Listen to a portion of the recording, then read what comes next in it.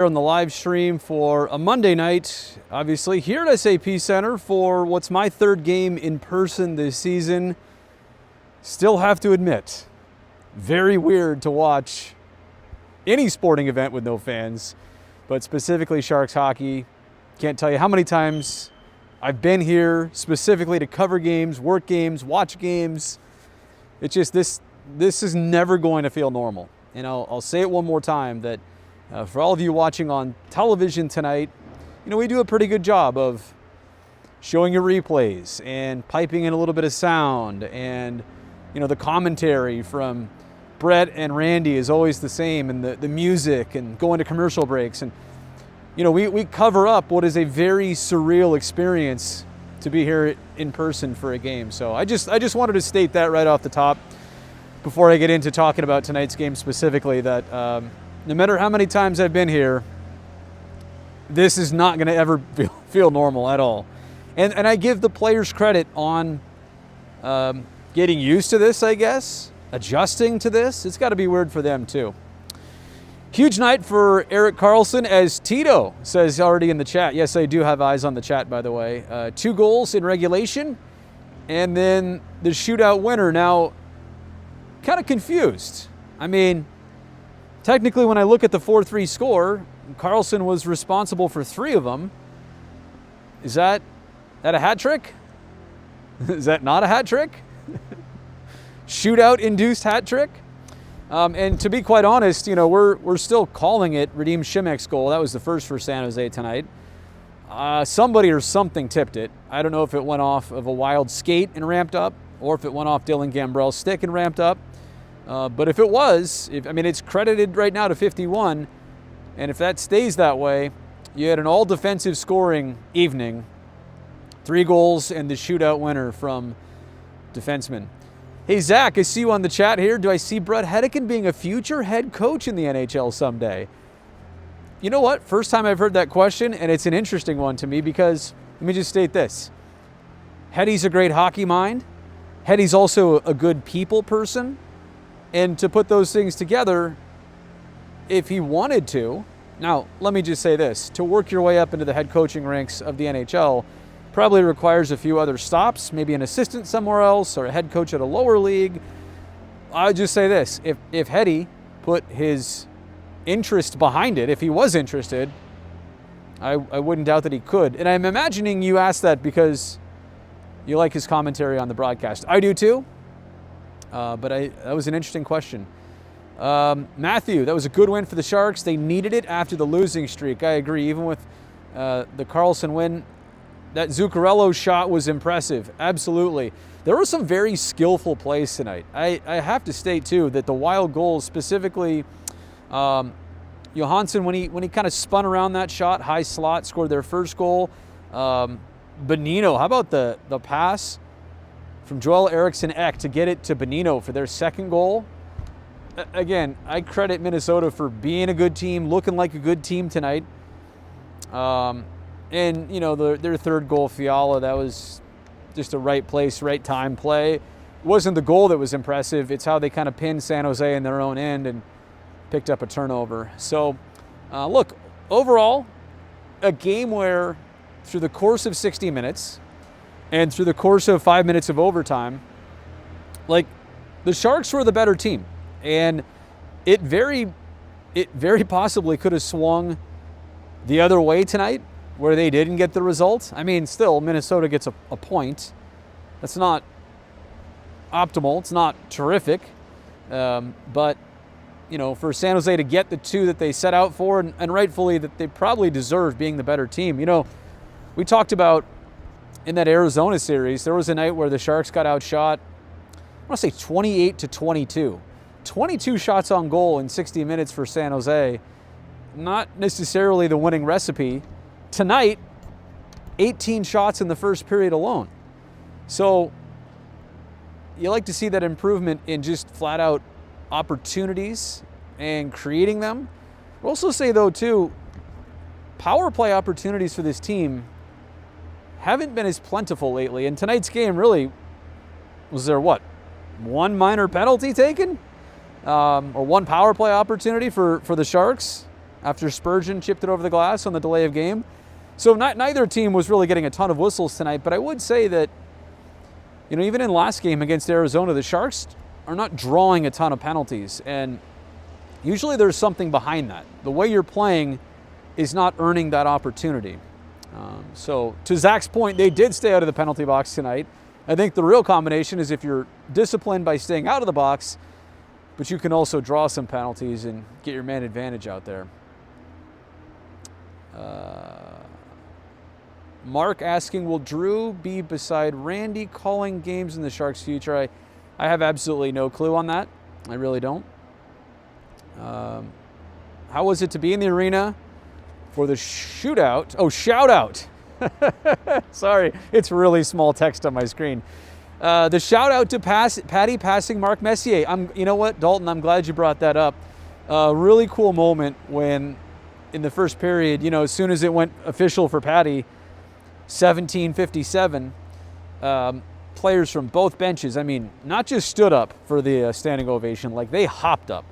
Stick taps on both sides, and I tried to get up my phone and put it on Twitter as fast as possible, but a little late to the party. But just a monumental moment that I wish Patty's family could be here for. I think they will be there in Las Vegas when the record is ultimately broken. And actually, let me just state this right now.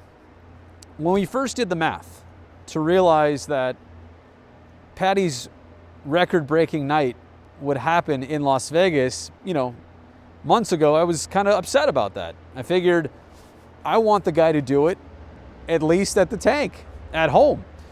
Then you realize fans would start to be allowed to certain arenas across the league, and Las Vegas is one of them. So I've got to say that for Sharks fans in Las Vegas or people from San Jose that feel like making the trip and feel like doing it in a safe fashion and feel like buying tickets and getting there to Las Vegas, it is very possible that you could see a Sharks heavy audience that night to watch Patty break that record. April 19th is the date right now that it's slated for. Crichton09, I just got my second vaccine. Congratulations on that. Ready to see some Sharks hockey live. And that's, I think that's just what we're hoping for here, that turning point of this summer. And I know a lot of people have been asking, hey, will fans be at games this season? I've been saying all along that, the best chance or opportunity would be in the last month. I don't have any inside knowledge on this, so I just want you guys to know that I'm not saying this and telling you something different than I actually know. I know nothing about it, but I feel like it's more of a pessimistic feel at this point on whether that'll happen or not. I've been saying all along, beginning of April to beginning of May for the very end. I don't know. It doesn't seem likely, but I think the great thing is knowing the trend of our country, the way things are going, that come next season, this place, can be like normal. And that's the way I wanted to start this video, because it was absolutely, again, nothing like normal tonight. Matthew getting his second vaccine shot soon. Congrats to you on that. Hope eventually even limited in-person attendance happens before the end of the season. And you're right, Matthew, the A's are doing it and the Coliseum is outdoors. And that's, look, I'm no doctor, I'm no expert in this, not a virologist, but I think that's the one thing that hockey has going against it, is just being indoors. It could space people out here, and we've seen other arenas do it too, but indoors versus outdoors, space, my goodness, the Coliseum is, for better or worse, cavernous in a lot of times. So there's a lot more space, and you can easily do it there. Matthew's saying you heard April 23rd fans can be allowed. That's more than I've heard. And again, I'm not doubting it. I'm just saying, again, I've been saying all along, last month would be when I look for it to happen. If that's the case on the 23rd, I guess you'd be dealing with about 2 weeks of potential home games here that could have fans. I don't know. I think about all the protocols that we worked through already. to be safe and to be here. I mean, look, there might be 10 people left here still, and the rules are when you're inside, wear a mask. So I do it here on the live stream. Don't have to for television because we've got the plexi and that's been approved. But every other moment we're in here, we're all masked up. So there you go. And by the way, I keep having the itchiest nose when I do this. When I do this with this particular type of mask and this live stream and whatever. Maybe it's just been rubbing on my nose all night, but these ones make my nose a little itchy. The KN95. So anyway, look, a couple more things about this game tonight, and then I'll sign off. You know, thinking about an 8-round shootout. It was, believe it or not, the first shootout for the Minnesota Wild this season. I can't believe that. And their record now, 21-10-2. Still an impressive record. They came in having won 8 of their prior 10. Sharks had won only 2 of their prior 8. But it's something about, it's just something about winning tonight for the Sharks, but also who they beat, how it happened. I mean, clearly, again, they got the result, but I think just watching the game, I wouldn't have to make a huge case to say they were the better team. I really do think they were. But the Sharks in the shootout now 5-2 this year. And Martin Jones, let's see, into tonight, 3 goals allowed in the shootout on 15 attempts, and tonight 2 more. So 5 goals, and there were 8 more attempts. So 5 goals on 23 attempts this year. You know, pretty good numbers. Little Brutus said, Brody is excited for the Shark head. Yeah, did you see that on Twitter? Matthew, long shootout, some tense moments, but good overall. Good to win, I agree. And you know what? This game could have ended, I thought, in overtime, too. Plenty of good looks both ways. Dalton asking, did Curtis let you touch his souvenir puck, or did he keep it for himself? Yeah, he kept it for himself.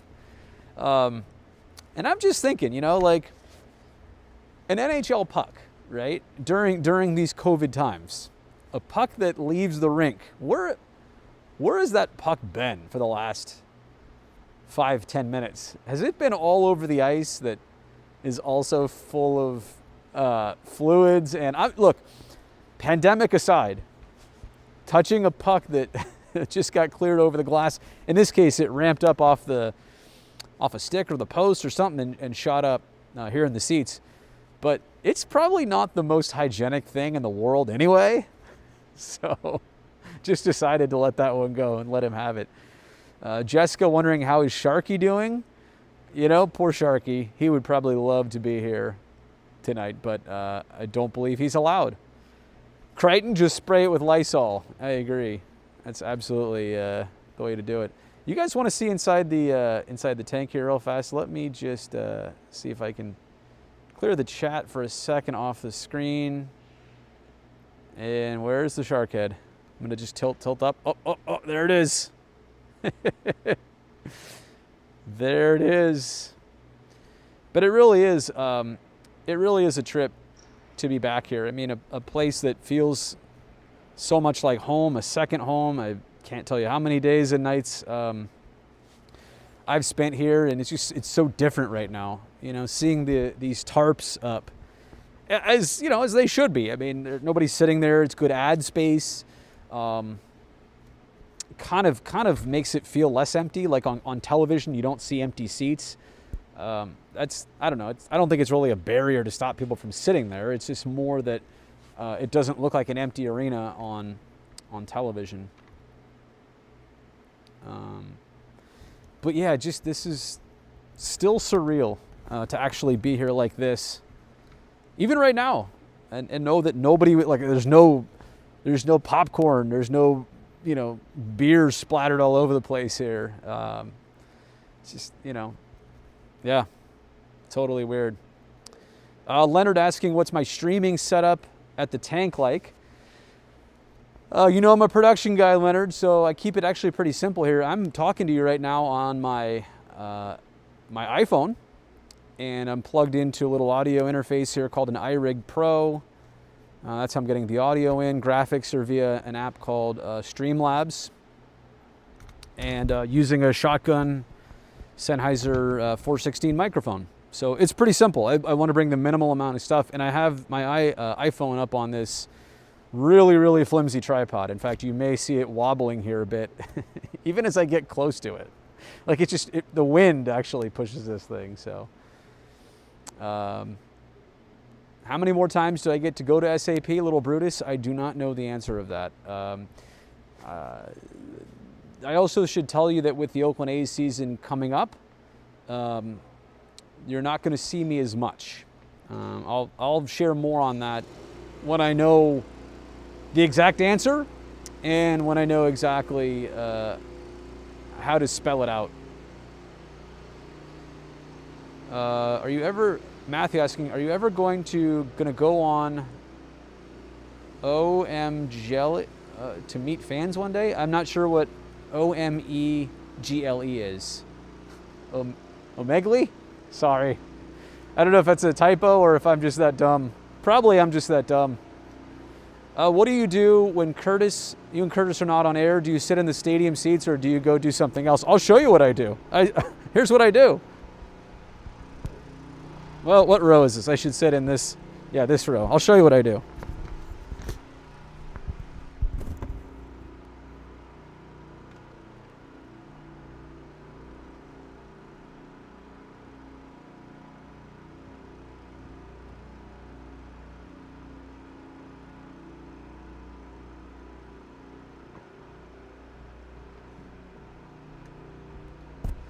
That's pretty much what I do. And tonight, I actually took my shoes off for a while, and it's crazy. You know, I got a message from my mom of all people who said, "Looks like you're enjoying yourself out there at this game with no fans." And I was like, you know, it's kind of like watching your own private hockey game. Like you hired 2 NHL teams to go play in front of you, and I could just do whatever I want. You know, I had the laptop out at one point. I had my shoes off, like I said. The Sharks' socks were just flying in the wind. So, Matthew, hopefully back to normal next season. I agree.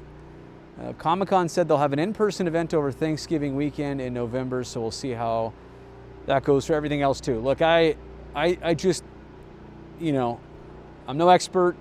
I'm a realist. I don't want to, you know, say stuff to get people's hopes up unreasonably, but you'd like to think that the timing of the next hockey season would be, you know, the opportunity to get a lot more normalcy. So yeah, Dalton, going back to your question, Dalton, we just sit here and hang out and watch the games. But it's really weird to be walking in the aisles while gameplay is going on. And, you know, to be honest, if you yell at a player or say something loud enough, they'll hear you, you know, in a moment where the music is down a little bit. Jessica, I appreciate you on the super chat. Thank you so much for that. Sharks making it to the playoffs equals teal highlights. Oh, and my hair. Yeah, you know what? I will agree to that, because I think I'll put it to you this way.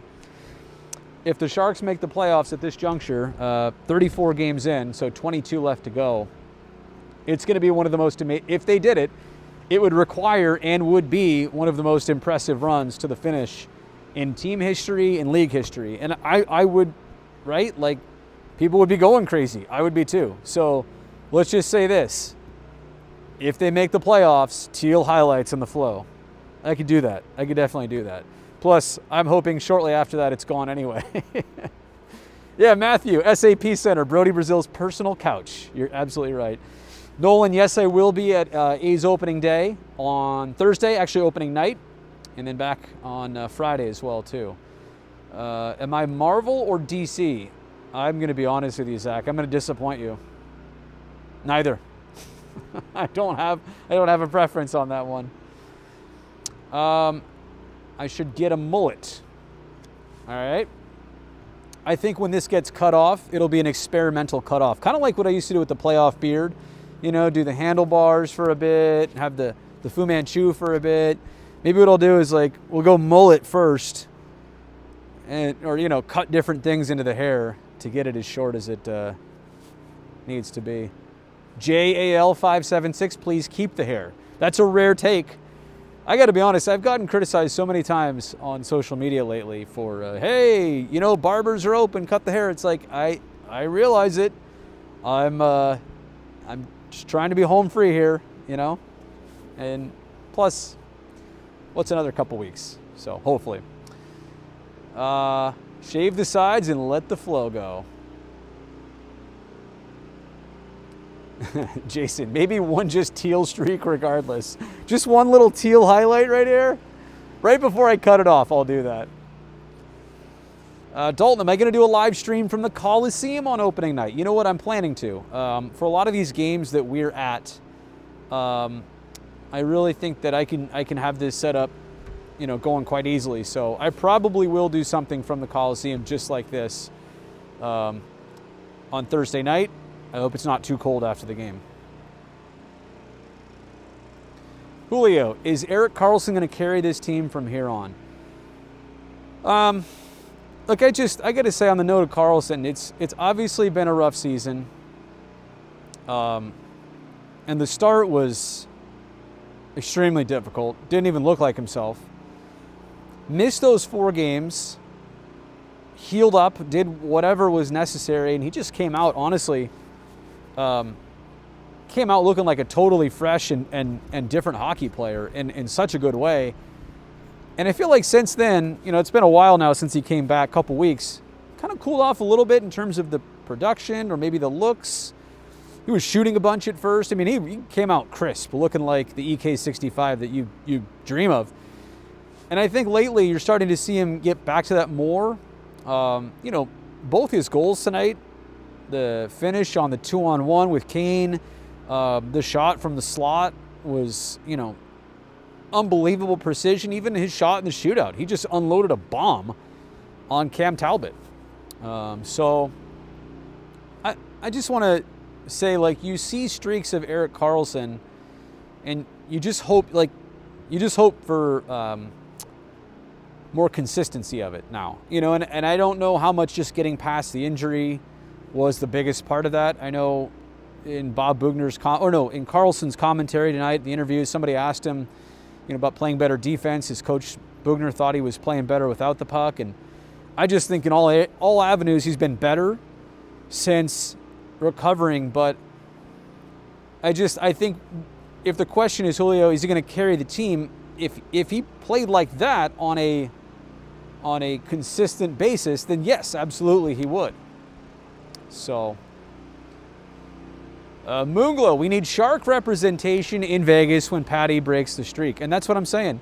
You know, it's a total catch-22 because you wish it would be here, but then you realize that if it were here, none of you could go to that game for April 19th as of right now. So maybe it's for the best that it's in Las Vegas. You know, Patty's family probably be there. So I'm happy for him and happy for them. Sonic Tonic, enjoyed this game and don't want to overthink it too much. Needed the win. And you're welcome for putting a little OT for the fans. What time is it? My goodness. I'll do this for a couple more minutes here. Just because, man, I have got the itchiest nose right now. I can't tell you how frustrating that is. Will Patty even be on the Sharks then? Corey wondering, would he get moved at the deadline? You know, I want to say two things on this. My take on Patrick Marleau, right? The deadline is April 12th, and the game he'd break the record is April 19th at this point. There's also the chance of going to a team that could potentially win the Stanley Cup, which at this point the Sharks will not be qualifying for at this point. A lot of people have said, would you rather see him stay here or would you rather see him go chase the Stanley Cup? Selfishly, you know my answer, right? I want 1768 in teal, right? Or actually they'd be wearing the white jerseys, but teal on them. But I also have known Patty long enough and know, you know, what he's all about. And I really feel like if the opportunity came up for Patty to go elsewhere, and if he was good with it, I think if you're the Sharks and if you're a Sharks fan, you just ask him one question. Is this what you want? And if it's yes, you let him go. You set Love free. Is that applicable in this situation? You set Love free. I really do feel like Patrick Marleau would be, look, he'd rather do this in a Sharks jersey, but if you told him he could break the record anywhere and also get a chance to play for the Stanley Cup, I mean, think about how he'd be feeling in mid-May, mid-June while the playoffs are going and he's watching them on TV somewhere. He was asked about it again today, and his polite answer is it's something you have to consider, and I think that's probably the best answer for right now until an opportunity even comes up. And I also don't know with this deadline, it's different. The northern teams still have a 7-day quarantine period if you're coming from the United States to Canada. So that kind of rules out a lot of teams in the next couple days, whether they want players, whether they're going to get players in time. The overall overarching theme for me is if Patrick wants the opportunity elsewhere, I'm not going to stop you from doing it because I want what's absolutely in your best interest. And now he also was asked, do you think you'll want to play another season? And I want to say that his performance this year, the output is not there, but he's also not playing in roles like he typically was before. And I just wonder if some team out there sees him as the opportunity to just add depth to their club, to add, veteran presence to their club. The one thing you know about Patty when he's in the Sharks lineup, that you're going to get the consistency of a veteran of, this many games. And that's different from a team that might have the option of playing him or dressing a player that's got 24 games in the league, and especially in playoffs. So I think he's attractive to a lot of teams, and I think the numbers, going on numbers of this season, probably not the most accurate gauge of what he's capable of. Julio saying he should get that cup and then sign back here for one more year. That'd be the trick, right? And then trade him for a draft pick. Sharks get the draft pick, and they'll get Patty back next season. Patty will be 42, as Matthew says, if he plays next season, getting up there regardless of where he goes. But I look at a player who is in shape, who is still as quick as anybody else out there. For years, we always used to have the conversation, who's the fastest Shark? Who's the best skating Shark? And you could pull all the players. Fastest Shark, Patty Marleau. And this was like 5 years ago. And I bet you, even to this point, if you asked them all today, I can't because I can't go in the dressing room anymore. I bet you that his name, he'd get a lot of votes from a lot of guys. Matthew, hope that one day Thornton, Pavelski, and Marleau play for the Sharks one more season, then they retire together. I will say this. I hope that they all get the Owen Nolan treatment, of signing for one more day and retiring as a Shark.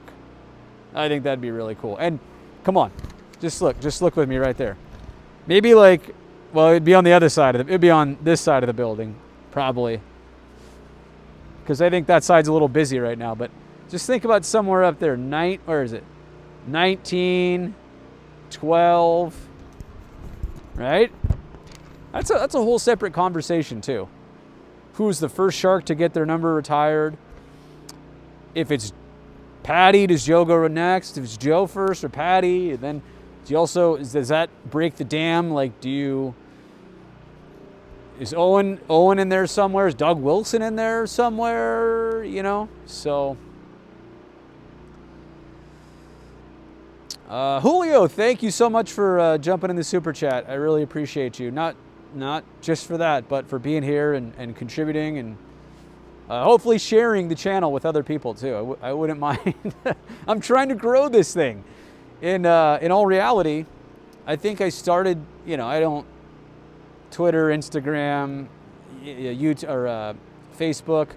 I really don't sit there and obsess over follower counts. It's just not worth it. I'll be honest, 10 years ago, maybe I did, trying to get to 1,000 or 10,000 or whatever. Once you blow through all that stuff, it doesn't really matter. But I am trying to get to the first 10,000 here on YouTube.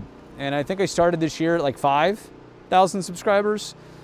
So I'm really trying to, I made it my goal to get to 10 by the end of 2021. Pat Falloon, there, Michael saying Nabby. Do the Sharks ever run their own skills games against each other like the All-Star game?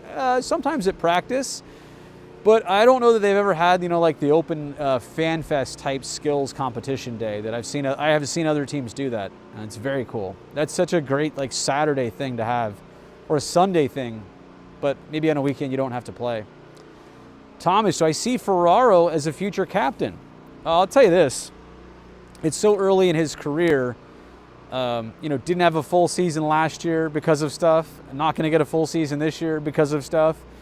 But I think based on what I know about him and just talking to him and, you know, last couple of years, just knowing the guy, but more importantly, based on what his teammates say about him, you know, I think he's of that mold, definitely. I think, you know, he's still got 5 more years of developing and establishing to do before you really would know. But ask me what I've seen so far, and the answer is probably yes. At some regard, right? I mean, he's capable of that role. Whether the opportunity arises or not, I don't know. According to the channel about page, Matthew, this channel, mine, was founded on April 4th, 2006. Yeah, you know what? I think I signed up for YouTube way back in the day. I just didn't post anything, honestly, until 2017. So I went a good 11 years or so, probably 12 years without posting jack, and I paid for it. Chase, you can't explain how much you miss being in this rink. You see the seats that you sat in? There you go. It's here, you guys. Costa, can't wait for Ozzy Weisblatt to come.